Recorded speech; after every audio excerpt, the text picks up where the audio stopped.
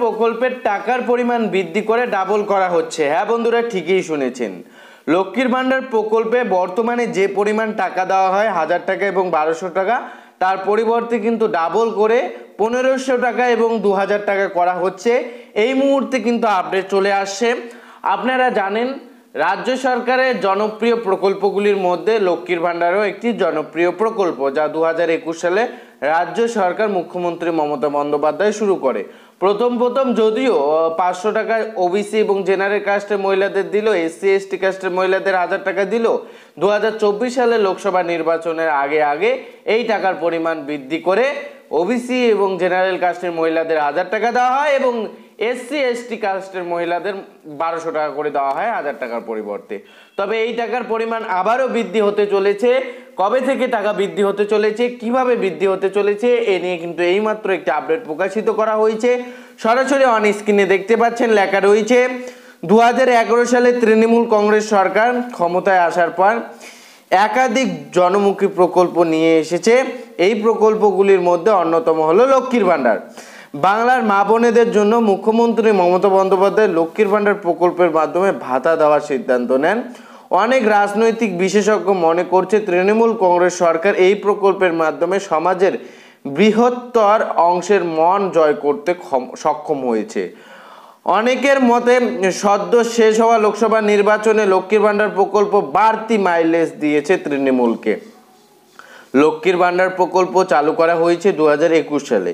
সেই সময় সাধারণ শ্রেণী মহিলাদের মাসে 500 টাকা ও তপশিল শ্রেণী মহিলাদের মাসে 1000 টাকা করে ভাতা দেওয়া হয়। 2024 সালে লোকসভা নির্বাচনের আগে পশ্চিমবঙ্গ সরকার এই ভাতার পরিমাণ প্রায় দ্বিগুণ করে দেয়।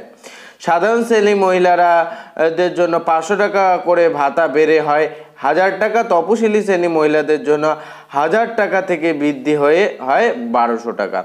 তবে এই মুহূর্তে বড় খবর উঠে আসছে লক্ষ্মীর ভান্ডার প্রকল্প নিয়ে। সূত্রের খবর অনুযায়ী ফের আবারও লক্ষ্মীর ভান্ডার প্রকল্পের ভাতা বৃদ্ধি হতে পারে। ভবিষ্যতে 1000 এবং 1200 টাকা থেকে বাড়িয়ে 1500 এবং 2000 টাকা ভাতা হতে পারে লক্ষ্মীর ভান্ডারের।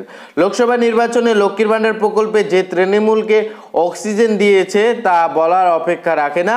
তাই অনেকেই মনে করছে আগামী বিধানসভা নির্বাচনের আগে মমতা বন্দ্যোপাধ্যায় লক্ষ্মীর ভান্ডারের ভাতা বৃদ্ধি করতে পারে। মূলত এই আপডেটে পরিষ্কার দেখতে পাচ্ছেন, যেখানে পরিষ্কার লেখাও রয়েছে লক্ষ্মীর ভান্ডার প্রকল্পের টাকা আবারও কিন্তু বৃদ্ধি হতে পারে। তবে এই নিয়ে এখনো পর্যন্ত কোনো রকম সরকারের তরফে সুরাহা বা কোনো রকম আপডেট দেওয়া হয়নি। তবে এতটুকুই জানা যাচ্ছে, হ্যাঁ, লক্ষ্মীর ভান্ডার প্রকল্পের টাকার পরিমাণ আবারও বৃদ্ধি হতে পারে। এই টাকার পরিমাণ এবারে 1200 থেকে বেড়ে 1500 এবং 2000 টাকা হতে চলেছে 1000 টাকার পরিবর্তে।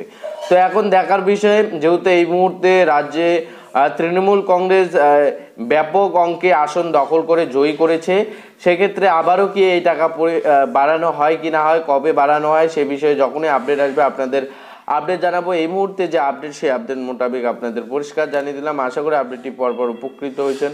অন্যকে ভিডিওটি শেয়ার দিয়ে জানাতে সাহায্য করবেন বন্ধুরা। আপনি যদি আমাদের চ্যানেলে নতুন দর্শক হয়ে থাকেন তাহলে দয়া করে অবশ্যই চ্যানেলটিকে সাবস্ক্রাইব করে আমাদের সঙ্গে জুড়ে থাকবেন। ভালো থাকবেন, সুস্থ থাকবেন। দেখা হচ্ছে খুব শীঘ্রই আরও একটি নতুন ভিডিওর সঙ্গে।